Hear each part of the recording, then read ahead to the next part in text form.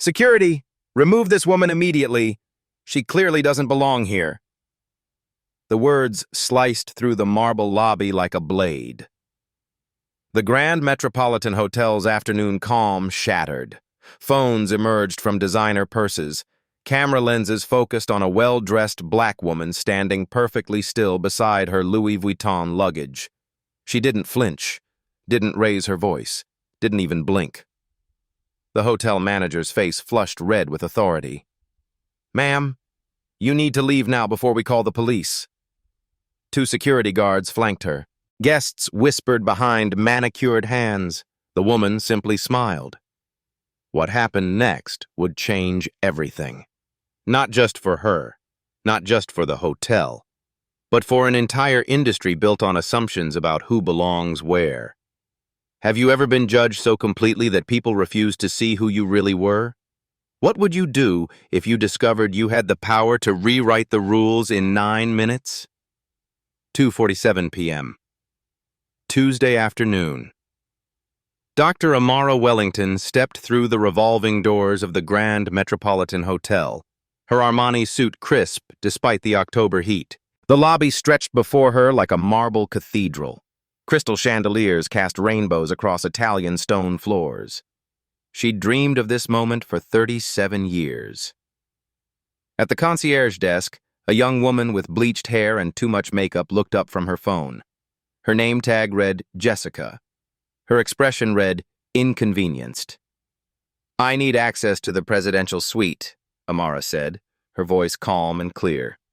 Jessica's eyes traveled from Amara's face to her luggage to her shoes, then back up. The assessment took 3 seconds. The judgment, apparently, was instant. "I'm sorry, what?" "The presidential suite. I have a confirmation." Jessica's laugh was sharp enough to cut glass. "Ma'am, I think you might be confused. The presidential suite is $8,000 per night." Amara pulled out her phone, scrolling to the confirmation email. "Here's my booking reference." Jessica barely glanced at the screen. "This is obviously fake. Do you have any idea what kind of clientele stays here?" The question hung in the air like smoke. Around them, guests in pearls and polo shirts began to notice the commotion. A woman in a pink Chanel suit whispered to her husband. A man in a navy blazer pulled out his phone. "Perhaps I should speak to your manager," Amara suggested. "Already called him." Jessica's smirk widened. "He's on his way." Chad Morrison appeared like a storm cloud in a tailored suit. At 26, he wore his authority like expensive cologne. Too much, applied everywhere. His jaw was set, his shoulders squared. This was his kingdom. "Ma'am, I'm going to need you to lower your voice and explain what you're doing here." "I haven't raised my voice once." Amara's tone remained level. "I'm checking into the presidential suite." Chad's laugh was practiced, professional, condescending. "The presidential suite is reserved for our most exclusive guests. Board members, celebrities, foreign dignitaries." "I understand." "Do you?" "Because I've been managing luxury properties for 8 years. I know exactly who belongs here." The words landed like a slap. Amara felt the familiar burn in her chest, the one that came with being reduced to an assumption. But she'd learned long ago to channel that fire into something more powerful than anger. "Perhaps we should verify the reservation," Amara said, opening her briefcase with deliberate care. Chad barely glanced at the documents she retrieved. "Ma'am, I don't care what printouts you have. This is obviously some kind of scam." A guest near the elevator began live streaming on Instagram. "Y'all, drama at the Grand Met. They're about to throw this woman out." The viewer count climbed. 127, 284, 445. Marcus, the head of security, approached with measured steps. His uniform was crisp, his expression apologetic but firm. Behind him, a second guard waited by the entrance. "Ma'am, I'm going to have to ask you to come with me," Marcus said. Amara noticed the details others missed. The way Chad checked his Rolex. The way Jessica's eyes kept darting to her phone. The way the live stream viewer count had jumped to 847. Her briefcase sat open beside her, revealing glimpses of documents with official letterheads. Her phone buzzed with texts from contacts labeled Board Member Phillips and CFO Martinez. A boarding pass peeked from her jacket pocket. First class, Delta, JFK to LAX. "I wouldn't want to make you late for your meeting, Chad," she said softly. His face flushed deeper. "How did you—" "Your calendar notification." It buzzed 3 times. The crowd thickened. Guests emerged from the restaurant, the bar, the gift shop. Some looked uncomfortable. Others seemed entertained. All of them were recording. "I'm banning you from all Wellington Hotel properties," Chad announced loudly enough for everyone to hear. "That's right, this entire chain. You're officially trespassed." The live stream chat exploded. "This is so messed up. She's clearly wealthy, look at her clothes. That manager is power-tripping hard. Something doesn't add up here." Amara's phone displayed 17 missed calls from numbers Chad couldn't see. Her briefcase contained documents he hadn't bothered to read. Her calm exterior masked a storm of preparation 30 years in the making. "Before you do something you'll regret," she said, her voice carrying across the marble expanse. "I have one question." The lobby fell silent except for the soft ping of elevator doors. "Do you know who signs your paychecks?" Chad's confidence wavered for just a moment. Then he straightened his shoulders. "I sign my own paychecks. I'm the manager here." "Are you?" The question was simple. The implications were not. 2:54 p.m., 2 minutes remaining. The live stream viewer count exploded. 341 and climbing. Comments flooded the screen faster than anyone could read them. The digital audience was divided, but the physical one was unified in its fascination. Chad turned to address the crowd, his voice carrying the authority of 8 years in luxury hospitality. "Ladies and gentlemen, I apologize for this disruption. We maintain the highest standards here at the Grand Metropolitan." Murmurs of agreement rippled through the crowd. A woman in designer athleisure nodded approvingly. A man in a business suit whispered, "About time someone handled this properly." But others weren't convinced. A young couple by the elevator exchanged uncertain glances. An elderly woman clutched her purse tighter, her expression troubled. The bystander effect. "She seems perfectly reasonable," the elderly woman whispered to her companion. "Don't get involved, Helen," her husband replied. "Hotel knows what they're doing." That phrase, "hotel knows what they're doing," became a chorus. Guests repeated it like a mantra, absolving themselves of responsibility. The system was working as designed. 2:55 p.m., 1 minute remaining. Marcus and Jerome, the second security guard, positioned themselves on either side of Amara. The lobby's architecture worked against her. Marble pillars created natural barriers, trapping her near the concierge desk. "Ma'am, I don't want to use force," Marcus said, his tone genuinely apologetic. "But you need to cooperate." Amara studied his face. 22 years old, maybe 23. Probably working his way through college. Good kid caught in a bad situation. "Marcus, right?" she said softly. He nodded, surprised she'd remembered his name from his badge. "How long have you worked here?" 6 months, ma'am." "Do you enjoy it?" The question caught him off guard. Yes, ma'am, it's a good job." Chad's patience snapped. "We're not here to chat. Remove her." The psychological pressure. The crowd grew bolder. Anonymous voices called out suggestions. "Just call the police already. She's obviously running some kind of con." This is what happens when people get above their station. That last comment came from a woman in a tennis bracelet worth more than most people's cars. Her words carried the weight of inherited prejudice, passed down through generations like family silver. Chad's phone buzzed with a text from Board Secretary Kim. "Emergency meeting moved to 3:00 p.m. sharp. New owner wants to discuss staffing changes." He silenced it without reading. too focused on the problem in front of him to notice the lifeline he'd just ignored. "That's it," he declared. "I'm late for my meeting because of this nonsense." The live stream count hit 4,856 viewers. The chat moved too fast to follow. Plot twist incoming. She's way too calm for this. Something big is about to happen. This manager is about to get wrecked. The cornering. The physical space constricted around Amara.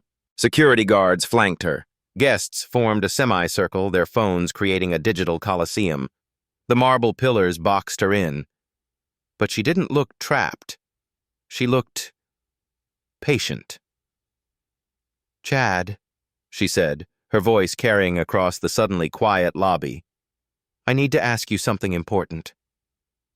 Every phone camera focused on her face.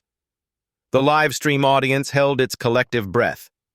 Have you ever heard the phrase, "Be careful who you step on while climbing the ladder"? Chad's face flushed deeper. "Are you threatening me?" "I'm asking if you've heard the phrase." "I don't have time for riddles. Marcus, escort her out. Use whatever force is necessary." The moment of truth. Marcus hesitated. Something in Amara's calm demeanor gave him pause.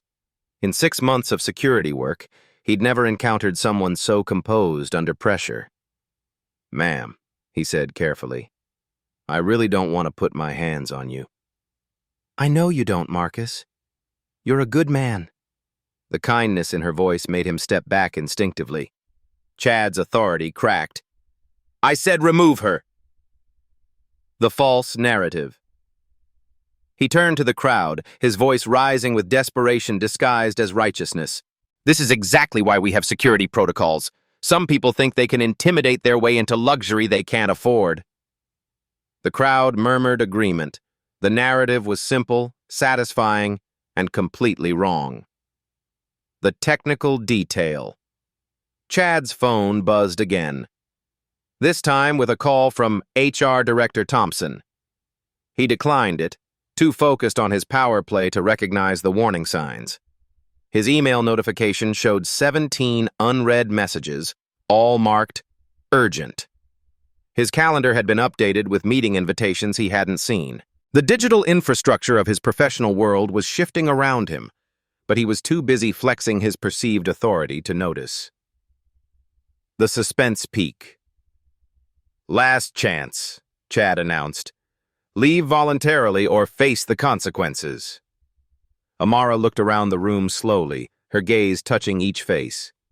She was memorizing this moment, not for revenge, but for revolution. "The consequences," she repeated thoughtfully. "Yes, let's talk about consequences." She reached for her briefcase with deliberate care. The crowd leaned forward. The live stream audience exploded with anticipation. The pivot point. What happened next would become the most watched hotel incident in social media history. It would be studied in business schools, referenced in diversity training, and remembered as the moment when assumptions met reality. But first, Amara Wellington, CEO, lawyer, and great-granddaughter of the hotel's founder, opened her briefcase and smiled. Time didn't stop. It crystallized. Every second stretched like taffy, sweet with anticipation. The marble lobby became a stage. The guests became an audience. The security guards became reluctant actors in a drama none of them understood. Chad's watch ticked toward his meeting. A meeting where he would learn that everything he thought he knew about power was about to change. But Amara already knew. She'd been planning this moment for 3 months, 3 weeks, and 3 days. The acquisition papers were signed. The ownership transfer was complete. The new organizational chart was already uploaded to the company servers. All that remained was the revelation. Amara's fingers moved with surgical precision as she opened the leather portfolio. Inside lay documents that would reshape the next 5 minutes of everyone's lives. The first page bore the official Wellington Hotel Group letterhead, gold embossed, watermarked, unmistakable. Chad's eyes caught the logo and his confidence flickered like a candle in wind. Wellington Hotel Group, Amara read aloud, her voice carrying across the marble expanse. Change of ownership agreement. Effective date, October 15th, 2024. Time, 2:00 p.m., Eastern Standard Time. She paused, letting the words settle like dust after demolition. New Chief Executive Officer, Dr. Amara Wellington. The freeze frame. The lobby became a photograph. Chad's hand stopped mid-gesture, frozen in the act of pointing toward the exit. Jessica's mouth fell open, her perfectly applied lipstick forming a pink O of shock. Marcus stepped backward instinctively, his security training warring with his sudden realization that everything had changed. The live stream chat exploded. Holy shit, plot twist. She owns the hotel. This is better than any movie. That manager is so fired. The domino effect. Jessica's fingers flew across her keyboard, accessing the company intranet. The new organizational chart loaded slowly, pixel by pixel, like a digital execution. At the top, Dr. Amara Wellington, CEO. Below her, a cascade of executives Chad had never heard of. His name appeared near the bottom under Property Management, Probationary Status. The viewer count on the live stream hit 12,847. Word was spreading across social media platforms like wildfire. Hatch Grand Metropolitan Hotel began trending. The calculated revelation. 3 weeks ago, Amara continued, her voice steady as a heartbeat, I completed the acquisition of Wellington Hotel Group for $2.8 billion. The purchase included 127 properties across North America, including this one. She held up a photograph, herself shaking hands with the previous owner, both of them smiling beside a contract thick enough to stop a bullet. The acquisition was finalized at 2:00 p.m. today, 57 minutes ago to be precise. Chad's phone buzzed. Then again. 17 missed calls from numbers he should have recognized. His calendar showed meeting invitations he'd ignored. His email held documents he'd never opened. The personal history. Amara's voice softened, carrying the weight of generations. My great-grandfather, Samuel Wellington, founded this company in 1923. He was a black man who built an empire one brick at a time. She gestured to the marble around them. He designed this lobby, chose every stone, every chandelier, every detail. The company was sold out of the family in 1987 when my grandfather needed money for medical bills. The crowd hung on every word. This wasn't just a business transaction. It was a homecoming. Today, I brought it home. The professional credentials. I have an MBA from Wharton School of Business, class of 2009, a JD from Harvard Law School, class of 2012. I've served as CEO of 3 Fortune 500 companies over the past decade. She paused, letting the weight of her qualifications settle over the crowd. I'm here for my first property inspection as owner. I wanted to see how my employees treat guests who don't fit their assumptions. Chad's desperate, backpedaling.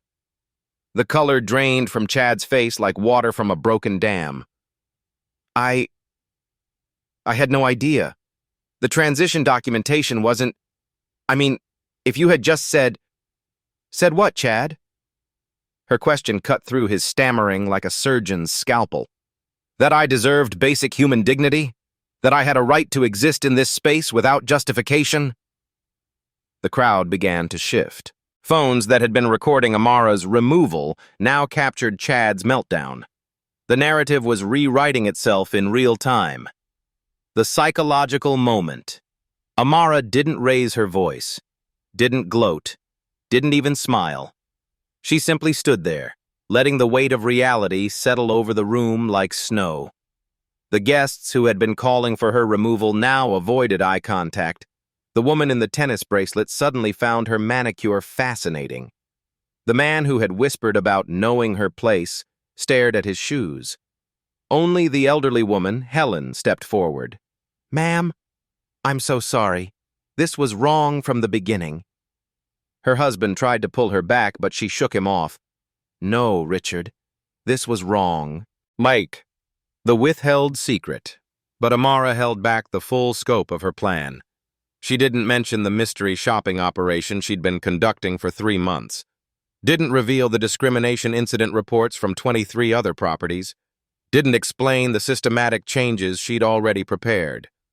That information would come later, in the boardroom, where decisions that mattered were made. The strategic pause. I'd like to continue my inspection, she said simply. Perhaps someone could show me to the presidential suite now? The effect was immediate. Every staff member present suddenly competed to assist her.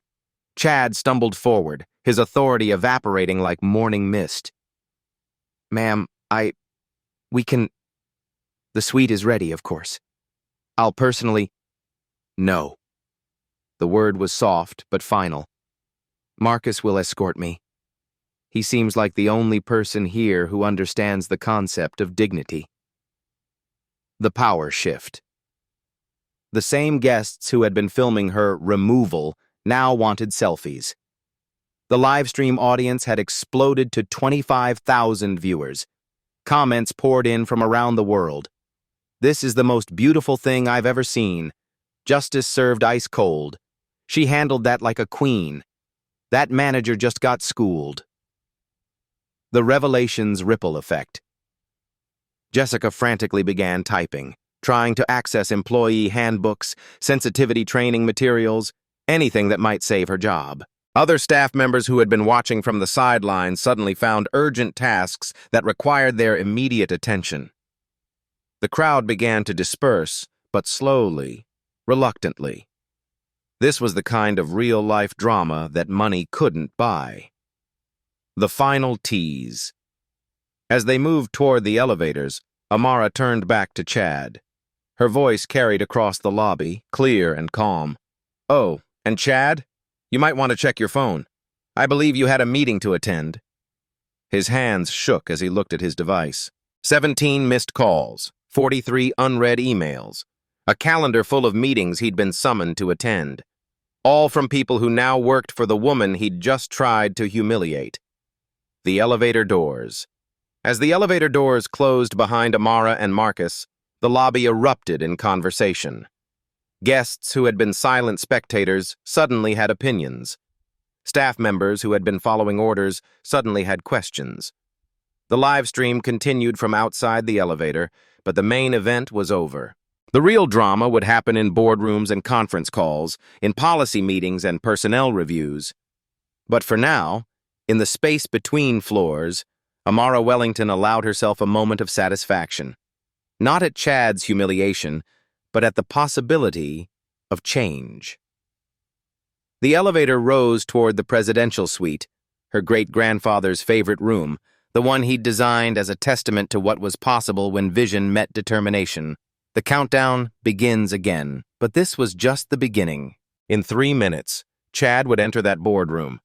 In 5 minutes, he'd understand the full scope of what he'd unleashed. In 10 minutes, his entire world would be different. And in the months that followed, the hotel industry would learn that assumptions about power, privilege, and belonging could be more dangerous than any lawsuit. The Wellington Hotel Group was under new management, and the new management had plans. 3:00 p.m. Executive Conference Room, 47th floor. The boardroom stretched across the hotel's top floor like a monument to power. Floor-to-ceiling windows offered a panoramic view of the city below. A mahogany conference table, polished to mirror brightness, seated 20 executives in leather chairs that cost more than most people's monthly rent. Chad Morrison entered expecting a routine staff meeting. Instead, he found Dr. Amara Wellington seated at the head of the table, flanked by lawyers in $1,000 suits and executives he'd never seen before. His legs nearly buckled. The power players. "Please have a seat," Amara said, gesturing to the chair at the far end of the table. The distance felt like a football field. Around the table sat faces that would reshape his understanding of corporate hierarchy. CFO Elena Martinez appeared via 85-inch video screen from Chicago, her expression as cold as winter steel. Board member David Phillips sat to Amara's right, his silver hair and navy suit radiating old money authority. HR Director Sarah Thompson furiously took notes, her face pale with understanding. Legal counsel Roberto Rodriguez remained stone-faced, a stack of documents 6 inches thick sitting before him. The data presentation. Amara pressed a button on the conference table.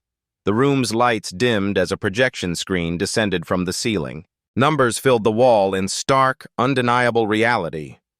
Wellington Hotel Group annual revenue, $4.2 billion. Total properties, 127. Total employees, 47,000. Customer satisfaction score, 73%. Industry average, 89%. Chad's mouth went dry. These weren't numbers he'd ever seen in his property-level reports. The investigation results. For the past 3 months, Amara continued, I've been conducting what we call empathy audits across our properties. I wanted to understand how guests are treated based on their appearance, accent, or perceived economic status. The next slide made Chad's blood freeze. Documented discrimination incidents, 847. Properties with multiple violations, 23. Racial profiling cases, 156. Economic discrimination cases, 89. Staff harassment toward minority guests, 34. The legal implications. Rodriguez opened his document folder with the precision of a surgeon. These incidents expose Wellington Hotel Group to potential lawsuits totaling $340 million. We have clear patterns of civil rights violations that would be indefensible in court. He slid a document across the table to Chad. This is just from your property. 17 separate incidents in the past 6 months. 3 formal complaints. 1 threatened lawsuit that we settled quietly for $75,000. Chad stared at the papers. Guest names, incident dates, witness statements, all documenting a pattern he'd been blind to. The financial impact CFO Martinez's voice crackled through the speakers. Negative social media sentiment has cost us $12 million in bookings this quarter. The incident that occurred 1 hour ago has been viewed 2.3 million times across all platforms. She clicked to the next slide. Hashtag Grand Metropolitan Hotel is trending in 47 countries. Hashtag Wellington Hotel Group has 340,000 mentions in the past hour alone. The systematic evidence. This isn't about isolated incidents, Amara continued. It's about a culture that allowed discrimination to flourish, a system that rewarded assumptions over service. She clicked to security footage from various properties. Chad watched in horror as scenes played out across screens, guests being questioned, followed, or asked to leave based on nothing more than appearance. We have 2,847 hours of footage, 1,200 documented incidents, 89 employees terminated for discriminatory behavior, but only after guests complained loudly enough. The reckoning board member Phillips leaned forward. Chad, your property ranks dead last in customer satisfaction among our 127 hotels, dead last in employee retention, dead last in revenue per available room. The numbers hit like physical blows. Customer satisfaction, 34%. Employee turnover, 180% annually. Revenue decline, 23% year over year. I didn't know, Chad whispered. You didn't want to know, Amara replied. There's a difference. The ultimatum HR Director Thompson opened her folder with clinical precision. Chad Morrison, you have 3 options. The room fell silent, except for the hum of the video conference system. Option 1, immediate termination with cause, no severance package, no positive reference. Your discriminatory behavior will be documented in your permanent employment record. Chad's hands trembled. Option 2, voluntary resignation with agreement to participate in a comprehensive diversity and inclusion training program. You'll serve as a case study for what not to do in hospitality management. His breathing became shallow. Option 3, Demotion to entry-level guest services position. Mandatory sensitivity training. 6 months of supervision. Salary reduction to $32,000 annually. The broader consequences. But Chad's fate was just the beginning. Amara's voice carried the weight of systemic change. Every manager at every property will undergo mandatory bias training within 48 hours. Anyone who refuses will be terminated immediately. She clicked to the next slide. Implementation timeline. Week 1. All supervisory staff attend sensitivity workshops. Week 2. New guest service protocols implemented. Week 3. Anonymous reporting system launches. Week 4. External diversity audits begin. The accountability measures. Legal counsel Rodriguez stood, his presence commanding attention. We're implementing the most comprehensive anti-discrimination program in the hospitality industry. The list filled the projection screen. Mandatory quarterly bias training for all employees. Guest advocate program with 24/7 support. AI-powered monitoring of guest interactions. Performance reviews tied to inclusion metrics. Anonymous reporting system accessible via QR codes in every room. The technology solution. We're launching the Wellington Welcome app, Amara announced. Guests can report discrimination in real time. Every incident is logged, investigated, and addressed within 24 hours.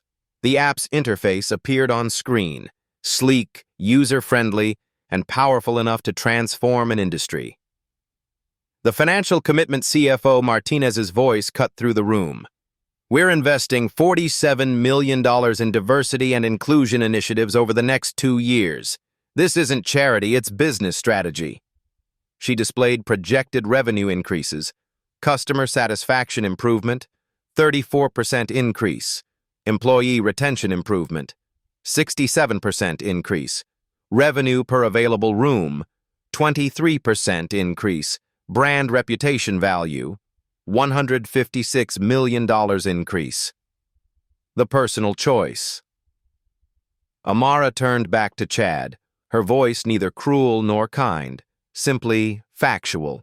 Your decision has consequences beyond your career. Every employee watched what happened today. Every guest experienced the culture you created. She leaned forward slightly. You have 24 hours to decide.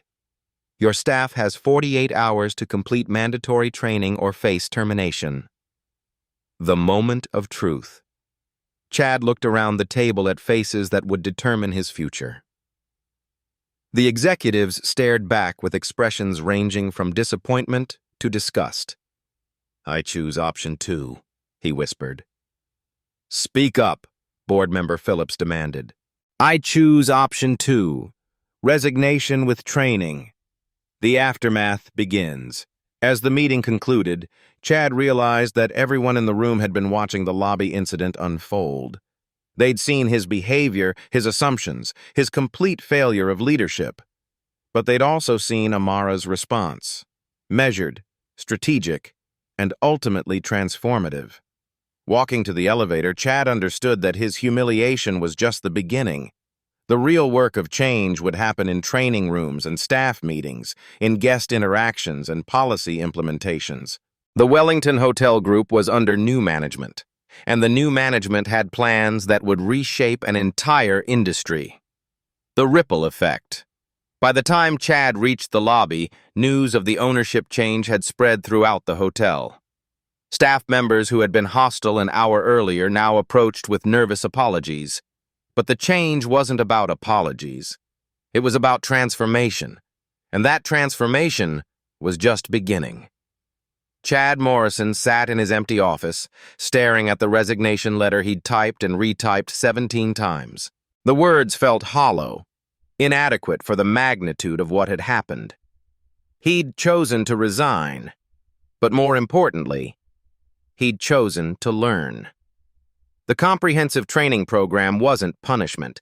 It was a chance to understand how his unconscious biases had created a culture of exclusion. His public apology video, posted to the hotel's social media accounts, garnered 1.2 million views in 6 hours. The comments were brutal but necessary. Finally, someone taking responsibility. This is what accountability looks like. Better late than never. The staff response. The 48-hour training deadline created a whirlwind of activity. Of the 47 staff members at the Grand Metropolitan, 43 completed the mandatory sensitivity training. 3 resigned rather than participate. 1 was terminated for making discriminatory comments during the session. Jessica, the front desk clerk, requested a transfer to the accounting department. "I want to work somewhere I can't hurt people with my assumptions," she wrote in her transfer request. Marcus, the security guard, became an unexpected advocate for respectful guest treatment. His calm professionalism during the incident earned him a promotion to head of guest relations. The public response. The hotel's social media transformation was immediate and dramatic. Within 48 hours of the incident, Instagram followers increased by 340%. Booking inquiries jumped 890%. Positive reviews flooded TripAdvisor and Google. The hashtag #Wellington. Welcome began trending. Comments poured in from around the world. Finally, a hotel that walks the talk. This is how you handle discrimination. Booking my next vacation here immediately. The systematic changes. Dr. Amara Wellington didn't stop with individual consequences. The reforms she implemented became the gold standard for the hospitality industry. The Welcome Protocol. Every guest receives identical greeting procedures regardless of appearance, accent, or perceived economic status. Staff members are trained to see people, not assumptions. The Dignity Standard. Zero tolerance for discriminatory language, behavior, or service. Violations result in immediate termination. The Empowerment Program. Staff members receive bonuses for exceptional cross-cultural service and inclusive behavior. Technology integration. The Wellington Welcome app launched within 2 weeks, featuring real-time discrimination reporting, guest feedback systems, staff recognition programs, cultural competency resources, AI-powered monitoring systems, analyzed guest interactions, flagging potential bias incidents before they escalated. The leadership restructuring.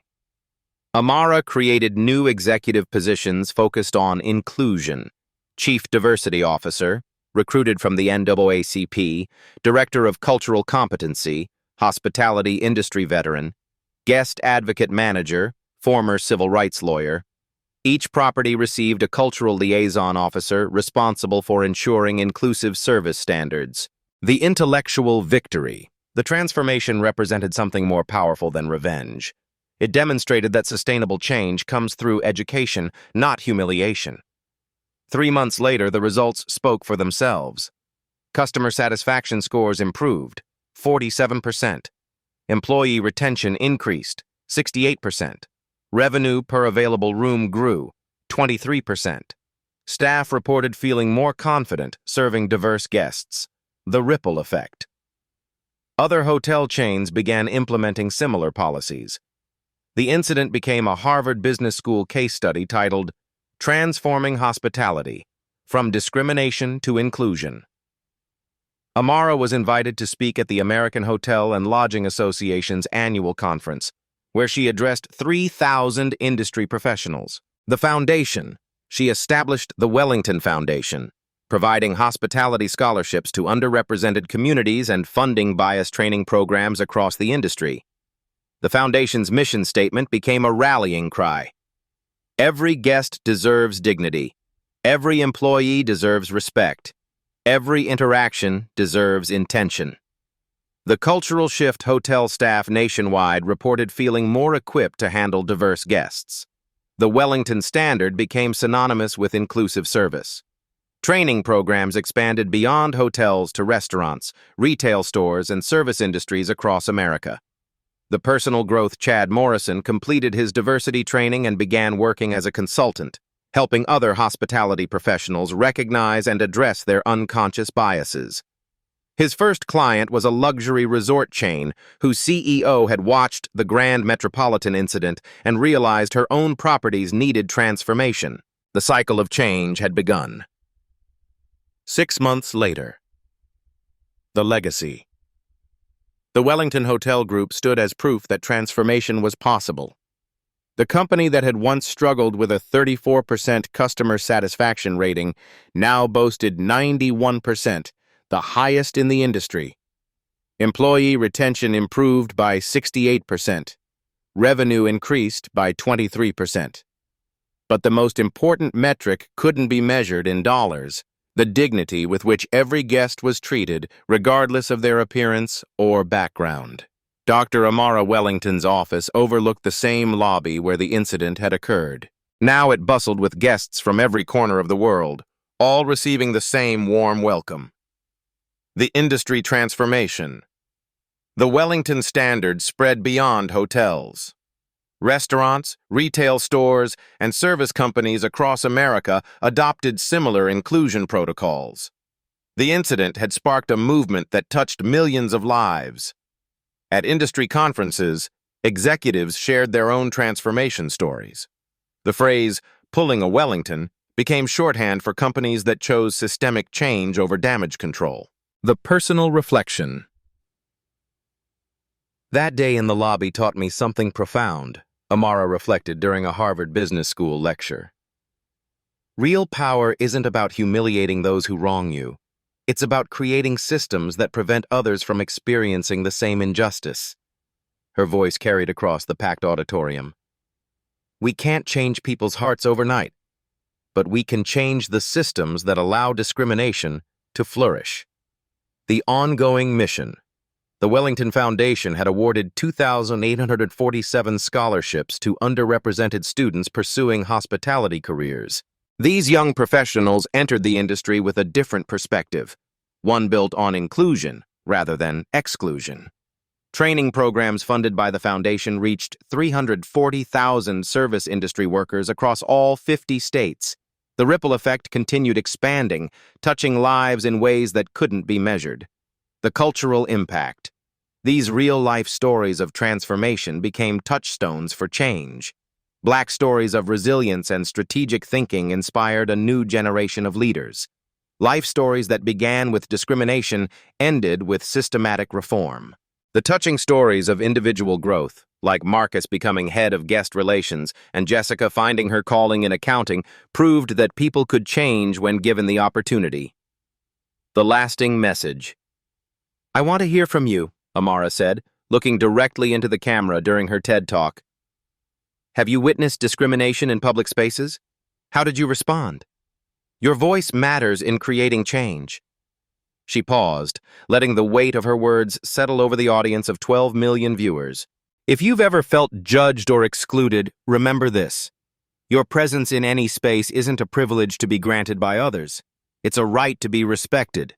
Don't let anyone convince you otherwise. The call to action. This story isn't just about one hotel or one CEO. It's about the power we all have to demand better.